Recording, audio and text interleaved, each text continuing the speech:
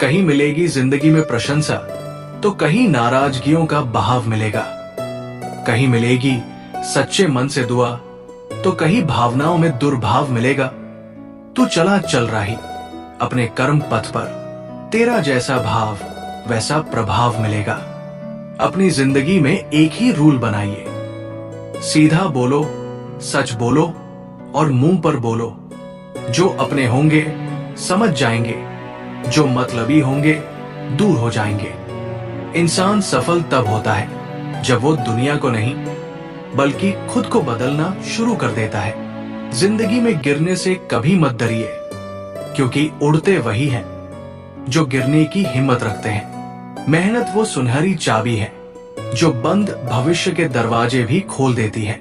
जीवन में कुछ ऐसे लोग भी मिल जाते हैं जो अनजान होकर भी अपनों से बढ़कर स्नेह और सम्मान दे जाते हैं, और कुछ अपने होकर भी धोखा दे जाते हैं। जीवन एक पेन की भांति है, इंक खत्म हो उससे पहले अपनी कहानी लिख दो।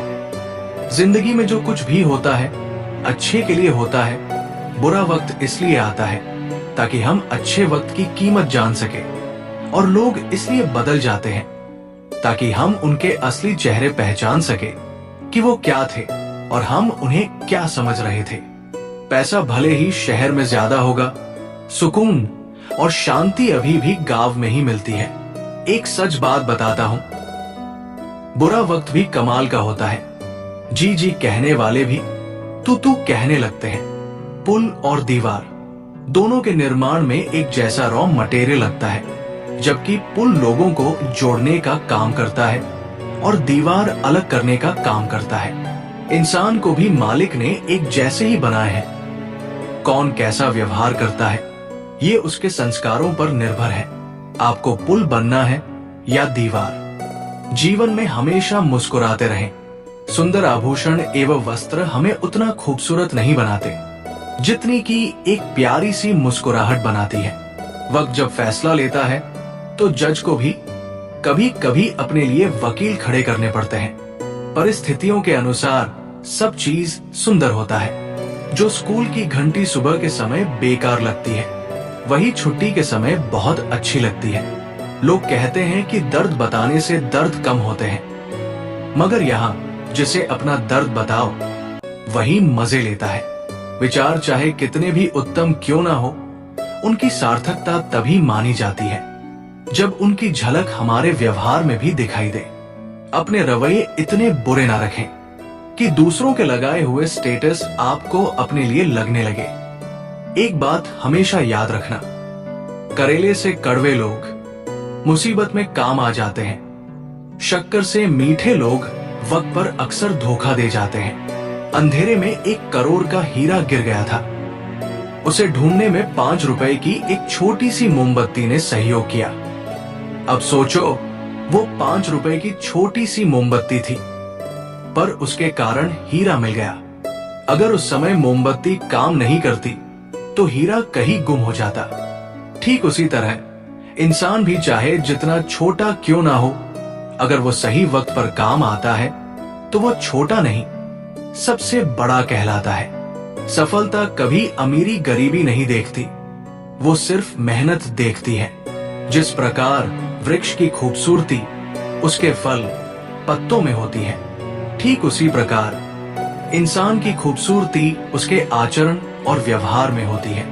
कर्म ऐसा करो कि भगवान भी कहें, वाह तेरे भरोसे ही तो ये सृष्टि चल रही है।